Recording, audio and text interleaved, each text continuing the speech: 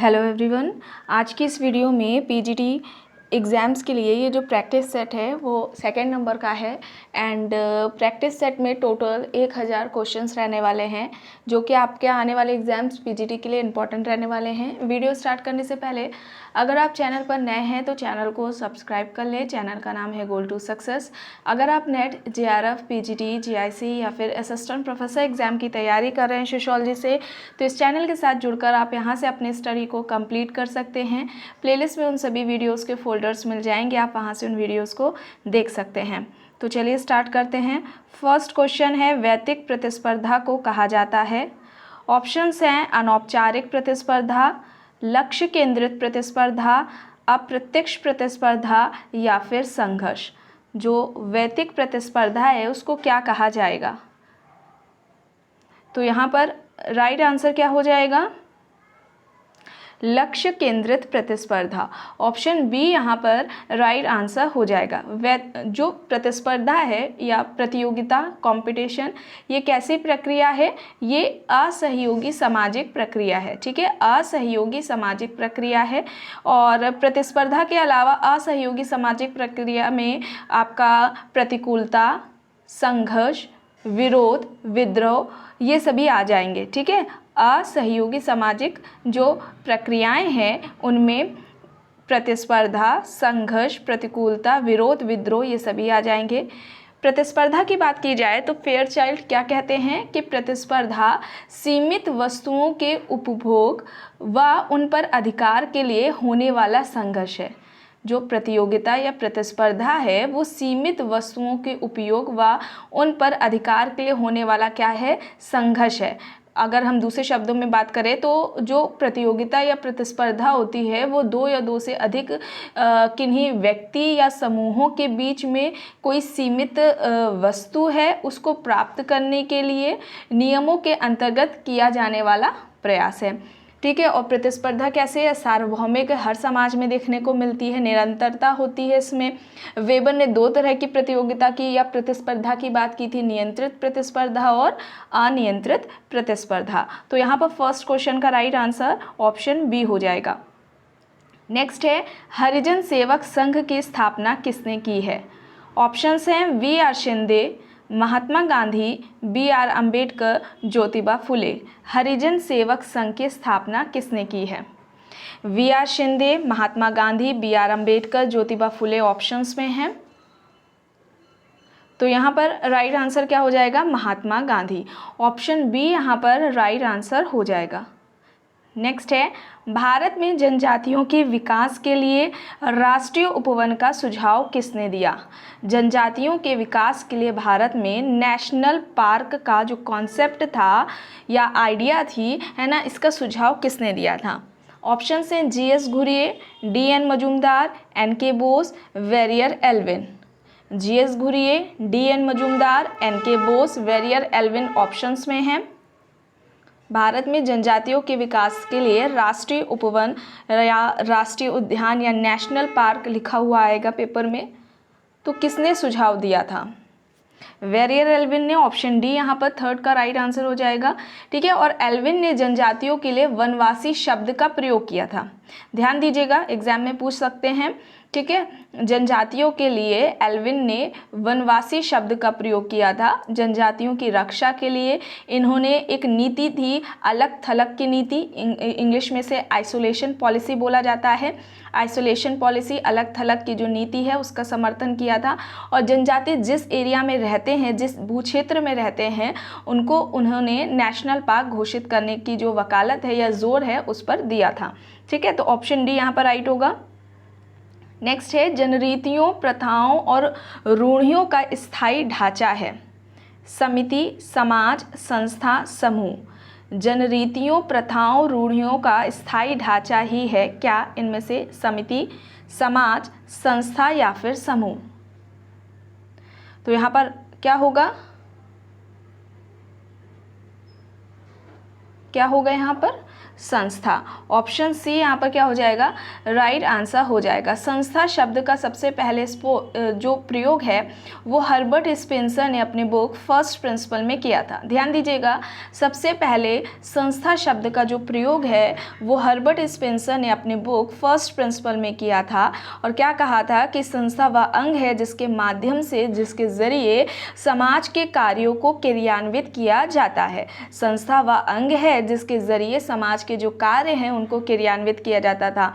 Veblen ने क्या कहा है संस्था के बारे में, तो संस्था को ये कहते हैं कि संस्थाएं साधारणतः जनता के समान रूप से पाई जाने वाली सोचने या विचारने की क्या है, स्थिर आदतें ही हैं। जनता में जो समान रूप से पाई जाने वाली जो सोचने विचारने की जो स्थिर आदतें हैं, सोचने विचारने की स्थिर आदतों को ही इन्होंने संस्था कहा है। किसने कहा है, वेबलिन ने कहा है। ठीक है, तो यहाँ पर जनरीतियों, प्रथाओं, रूढ़ियों का स्थायी ढांचा क्या कहलाता है, संस्था। ऑप्शन सी यहाँ पर राइट होगा। नेक्स्ट है प्रतिस्पर्धा है वो तर्क के अनुसार संघर्ष में विकसित हो जाती है, या किसका कथन है। प्रतिस्पर्धा तर्क के अनुसार संघर्ष में विकसित हो जाती है, या किसका कहना है। ऑप्शन है Kingsley Davis, Bogardus, green, Sutherland. Kingsley Davis, Bogardus, green, Sutherland options में हैं। तो यहाँ पर क्या होगा राइट आंसर, किंग्सले डेविस होगा।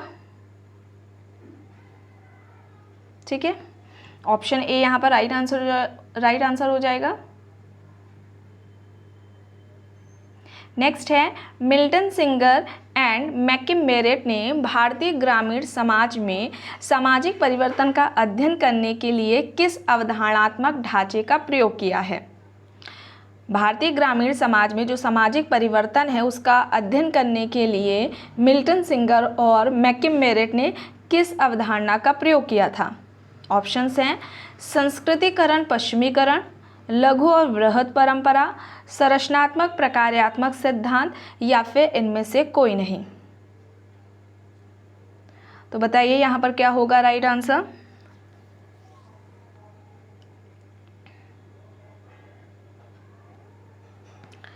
लघु और बृहद परंपरा, ऑप्शन बी यहाँ पर राइट आंसर हो जाएगा। और ये किसका है, और रॉबर्ट रेडफील्ड के सारे कॉन्सेप्ट्स हैं, लघु और बृहद परंपरा, लघु समुदाय। ठीक है, ये किसके हैं, रॉबर्ट रेडफील्ड के हैं। ऑप्शन बी यहाँ पर राइट होगा। नेक्स्ट है कल्चरल थीम। कल्चरल थीम जो कॉन्सेप्ट है वो किसका है, Opler, Ruth Benedict, Ralph Linter, Robert Redfield. Culture theme, Opler, Ruth Benedict, Ralph Linton, Robert Redfield options में हैं। तो ये कॉन्सेप्ट किसका हो जाएगा, ओपलर का हो जाएगा। ऑप्शन ए यहाँ पर राइट आंसर हो जाएगा। नेक्स्ट है संप्रेक्षणात्मक क्रिया का जो सिद्धांत है वो किसने दिया है। ऑप्शंस हैं Karl Popper, J Habermas, H.G. Gadamer, Niklas Luhmann. Karl Popper, J Habermas, H.G. Gadamer, Niklas Luhmann options में हैं। संप्रेक्षणात्मक क्रिया का कॉन्सेप्ट है या सिद्धांत है वो किसने दिया हुआ है, इम्पॉर्टेंट है।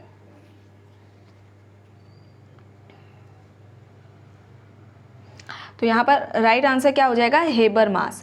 प्लेलिस्ट के फोल्डर में हेबरमास, ठीक है, हेबरमास, गिडेंस, देरिदा, फूको, इन सभी से रिलेटेड आपको एक फ़ोल्डर मिल जाएगा। उनमें इन सभी से रिलेटेड जितने भी टाइप के इंपॉर्टेंट क्वेश्चंस बनते हैं उनको वहाँ पर कराया गया है।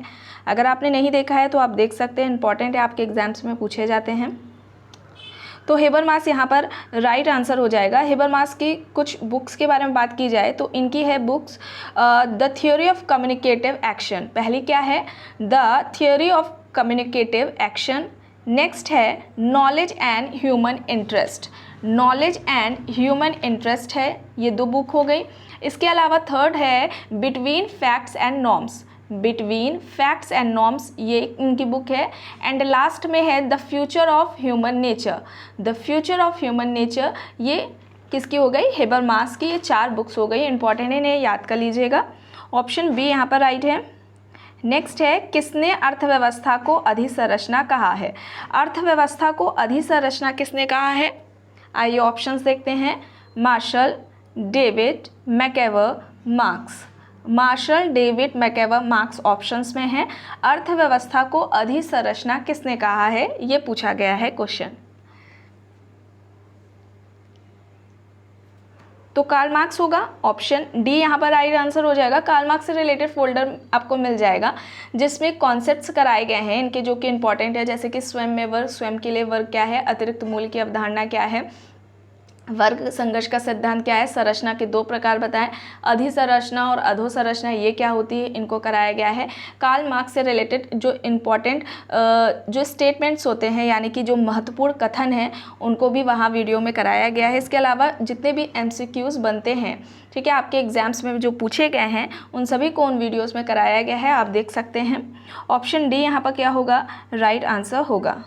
नेक्स्ट है, उपकल्पना एक काम चलाओ सामान्यीकरण है जिसकी सत्यता की जांच अभी बाकी है।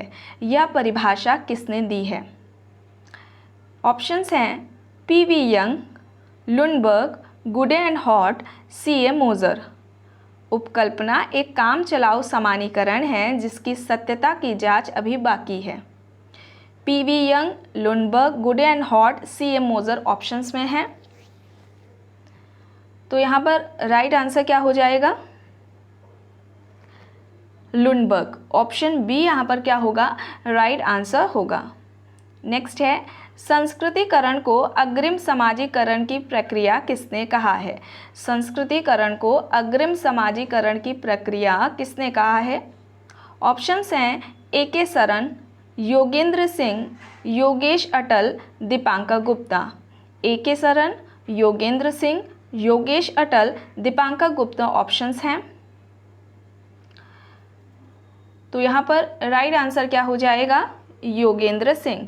ऑप्शन बी यहाँ पर राइट आंसर हो जाएगा। इन्होंने आधुनिकता को सांस्कृतिक सार्वभौमिकता कहा। आधुनिकता क्या है, सांस्कृतिक सार्वभौमिकता है, ये याद रखिएगा। किसने कहा है, योगेंद्र सिंह ने कहा है। इंडियन सोशियोलॉजी इनकी एक बुक है, ठीक है। तो ऑप्शन बी यहाँ पर क्या होगा, राइट आंसर होगा।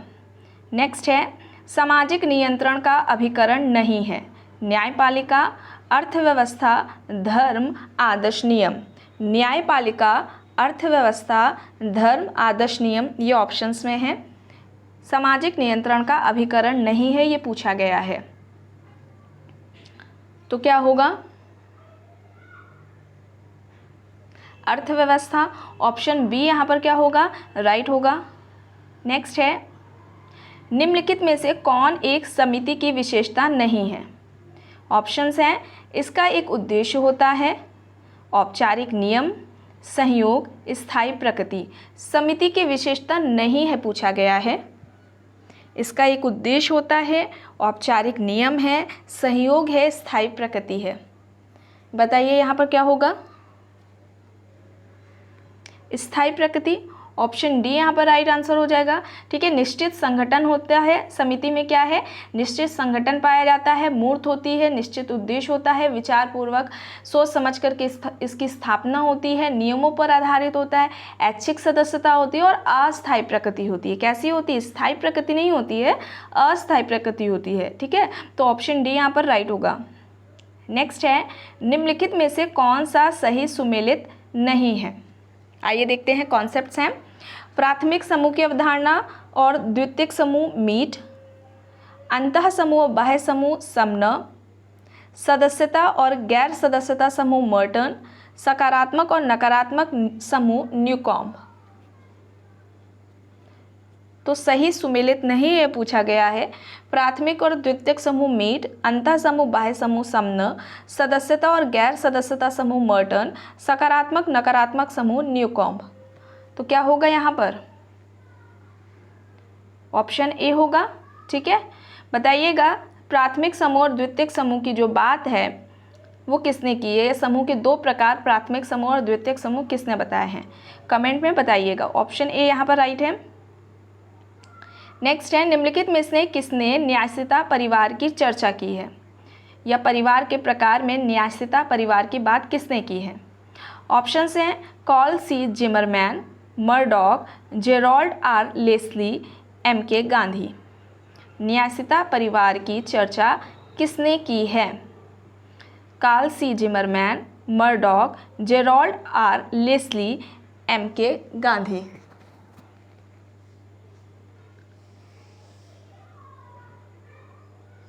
तो यहाँ पर राइट आंसर क्या होगा? कार्ल सी जिमरमैन होगा। ठीक है, कार्ल सी जिमरमैन होगा। ऑप्शन ए यहाँ पर राइट आंसर हो जाएगा। परिवार के 3 प्रकार बताते हैं। पहला न्यासिता परिवार, दूसरा अति लघु परिवार और तीसरा घरेलू परिवार।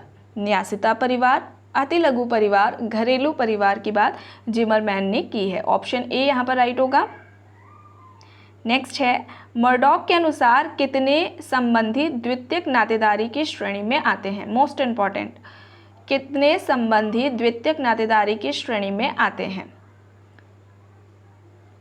33, 99, 125, 151। तो क्या होगा? 33 होगा। ऑप्शन ए यहाँ पर राइट आंसर हो जाएगा। जीपी मर्डॉक ने इनकी जो बुक है द सोशल स्ट्रक्चर, बुक का नाम क्या है? The social structure. इसमें 3 प्रकार के नातेदारी की बात की है। जो प्राथमिक नातेदारी है उसमें कितने आते हैं संबंधी? 8। प्राथमिक नातेदारी में 8 संबंधियों की बात की है। द्वितीयक नातेदारी में 33 और तृतीयक नातेदारी में 151 संबंधियों की बात की है। ठीक है, तो यहाँ पर क्या होगा? राइट आंसर ऑप्शन ए 33 हो जाएगा। नेक्स्ट है, अप्रशस्त विवाह का सही क्रम है गंधर्व, असुर, पैशाच, राक्षस, राक्षस, पैशाच, गंधर्व, असुर, असुर, राक्षस, गंधर्व, पैशाच, असुर, गंधर्व, राक्षस, पैशाच। देखिए अब सही क्रम पूछा गया है। 8 विवाह होते हैं, 4 प्रशस्त और 4 अप्रशस्त श्रेणी में रखे गए थे। तो अप्रशस्त विवाह का सही क्रम पूछा गया है। तो यहाँ पर असुर, गंधर्व, राक्षस, पैशाच हो जाएगा। ऑप्शन डी यहाँ पर क्या होगा? राइट होगा। नेक्स्ट है, मुस्लिम विवाह विच्छेद अधिनियम कब पारित हुआ? 1937, 1939, 1949 या फिर 1950? मुस्लिम विवाह विच्छेद अधिनियम कब पारित हुआ? तो यहाँ पर क्या होगा? 1939। ऑप्शन बी यहाँ पर क्या होगा? राइट आंसर होगा। नेक्स्ट है, सामाजिक स्थिरीकरण सिद्धांत में किसे कार्यात्मक सिद्धांतकार के रूप में जाना जाता है? ऑप्शंस हैं Parsons, Davis and Moore, Max Weber या फिर इनमें से कोई नहीं। सामाजिक स्थिरीकरण सिद्धांत में किसे कार्यात्मक सिद्धांतकार के रूप में जाना जाता है? सामाजिक स्थिरीकरण का प्रकार्यात्मक सिद्धांत दिया हुआ है। बुक का नाम क्या है? सम प्रिंसिपल्स ऑफ स्ट्रैटिफिकेशन, और है कौन? Davis and Wilbert Moore. Option B यहाँ पर राइट आंसर हो जाएगा। इन्होंने सोशल स्ट्रैटिफिकेशन का जो फंक्शनल थियरी है वो दी हुई है, और बुक का क्या नाम है? Some principles of stratification. ठीक है, जिसमें ये थियरी दी हुई है। ऑप्शन बी यहाँ पर राइट होगा। नेक्स्ट है, किसने a scientific theory of culture, ये जो बुक है वो लिखी है? ऑप्शन है Tylor, White, Sorokin, Malinowski. Tylor, White, Sorokin, Malinowski options में है। A scientific theory of culture की किसकी है बुक? मेलानोव्स्की की है।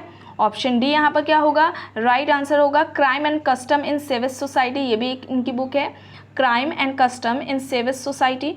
ठीक है, तो ऑप्शन डी यहाँ पर राइट होगा।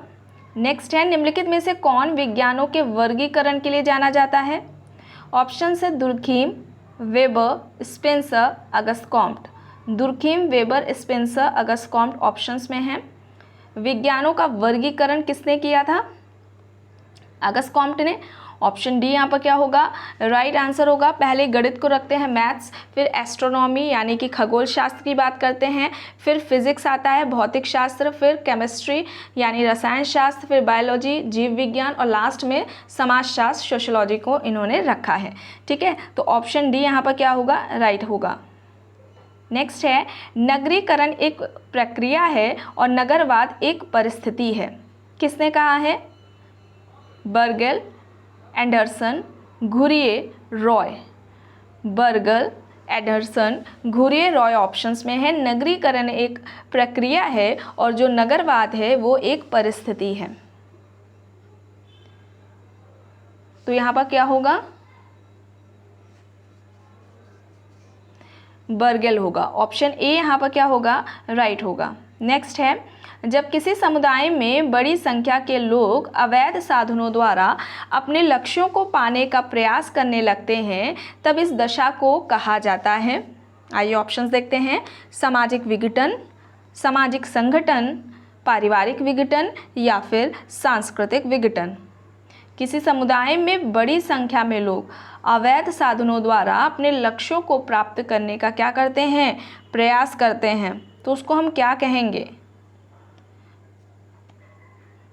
सामाजिक विघटन, सामाजिक संगठन, पारिवारिक विघटन, सांस्कृतिक विघटन। समाज में क्या देखने को मिलेगा, सामाजिक विघटन। ऑप्शन ए यहाँ पर क्या होगा, राइट आंसर हो जाएगा। कैसी प्रक्रिया है सामाजिक विघटन, जिसमें एक समूह के सदस्यों के बीच जो संबंध हैं वो टूट जाते हैं या फिर समाप्त हो जाते हैं। ये एलियट एंड मेरिल ने कहा है कि जो सामाजिक विघटन है वो एक ऐसी प्रक्रिया है जिसके द्वारा एक समूह के सदस्यों के बीच में जो संबंध है वे टूट जाएंगे या फिर ख़त्म हो जाएंगे, समाप्त हो जाएंगे। तो ऑप्शन ए यहाँ पर राइट है। नेक्स्ट है, धर्म वास्तविक है पर ईश्वर धर्म का सार नहीं है। धर्म वास्तविक है पर जो ईश्वर है वो धर्म का सार नहीं है, ये किसका कहना है, ये तर्क किसने दिया। ऑप्शंस हैं Spencer, Tylor, Weber, Durkheim. Spencer, Tylor, Weber, Durkheim options में हैं। ये तर्क किसका है कि धर्म वास्तविक है पर ईश्वर धर्म का सार नहीं है। तो यहाँ पर राइट आंसर क्या हो जाएगा, दुर्खीम हो जाएगा। ऑप्शन डी यहाँ पर क्या होगा, राइट आंसर हो जाएगा। इन्होंने समाज को देवता कहा था। क्या कहा था, समाज क्या है, समाज देवता है, दुर्खीम का कहना था। ठीक है, ऑप्शन डी यहाँ पर राइट आंसर है। सामाजिक तथ्य की इन्होंने बात की है, श्रम विभाजन, धर्म का सामाजिक सिद्धांत दिया, आत्महत्या की बात की थी, आत्महत्या के 4 प्रकार भी दिए हुए थे इन्होंने। ठीक है, तो ऑप्शन डी यहाँ पर राइट होगा। नेक्स्ट है, जाति का आधार क्या होता है, धर्म, जन्म, प्रतिष्ठा, अनुष्ठान। जाति का आधार क्या है, धर्म है, जन्म है, प्रतिष्ठा है या फिर अनुष्ठान है। तो यहाँ पर क्या होगा राइट आंसर, जन्म। ऑप्शन बी यहाँ पर क्या होगा, राइट आंसर होगा। नेक्स्ट है, औद्योगिक समाज का प्रयोग समाजों का वर्गीकरण में किसने किया, यानी कि सोसाइटी का जो क्लासिफिकेशन या समाज के जो प्रकार हैं उसमें एक औद्योगिक समाज है, उसका प्रयोग किसने किया है या किसने बात की है औद्योगिक समाज की। ऑप्शन है Karl Marx, Durkheim, Max Weber, Spencer. Karl Marx, Durkheim, Weber, Spencer options में हैं।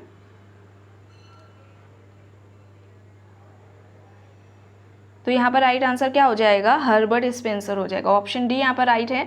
समाज के 2 प्रकार बताए थे, सैनिक समाज और औद्योगिक समाज। ऑप्शन डी यहाँ पर राइट है। नेक्स्ट है, औपचारिक आधार पर जो सामुदायिक विकास कार्यक्रम है वो कब प्रारंभ हुआ।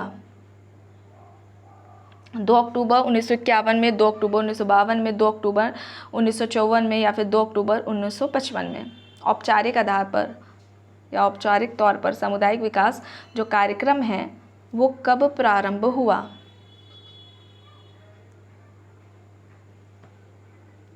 तो ऑप्शन बी 2 अक्टूबर 1952 हो जाएगा। ऑप्शन बी यहाँ पर क्या होगा, राइट आंसर हो जाएगा।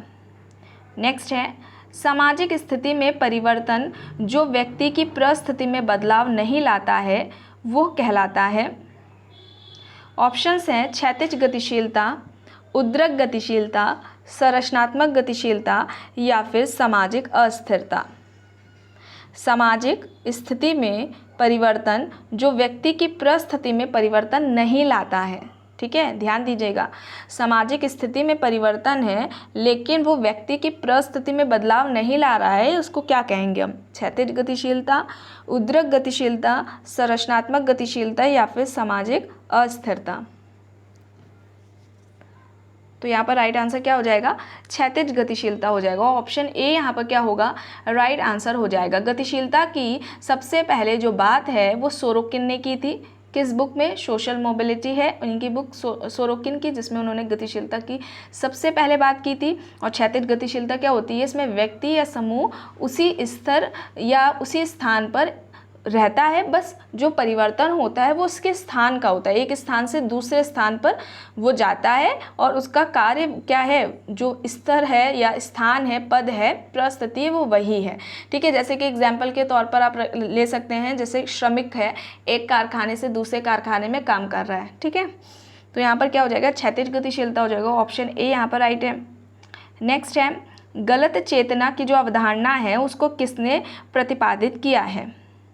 गलत चेतना के अलावा मिथ्या चेतना भी आता है। ऑप्शन है Karl Marx, Max Weber, Pareto, Toynbee. Karl Marx, Max Weber, Pareto, Toynbee options में है। मिथ्या चेतना या गलत चेतना के जो अवधारणा है वो किसने दी है? किसकी है?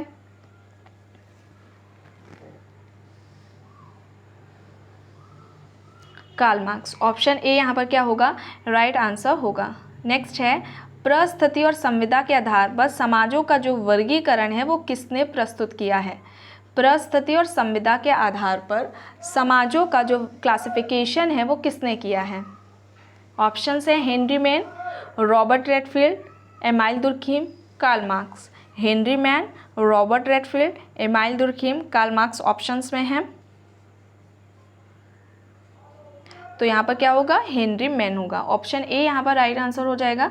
तो फ्रेंड्स, आज की वीडियो में बस इतना ही। आई होप ये आपको वीडियो पसंद आई होगी। अगर पसंद आई है तो प्लीज़ लाइक ज़रूर करिएगा, कमेंट करके ज़रूर बताइएगा। चैनल पर अगर आप नए हैं तो चैनल को भी ज़रूर सब्सक्राइब कर लीजिएगा एंड इस वीडियो को जितना हो सके ज़्यादा से ज़्यादा लोगों के साथ शेयर भी ज़रूर करिएगा। Thank you.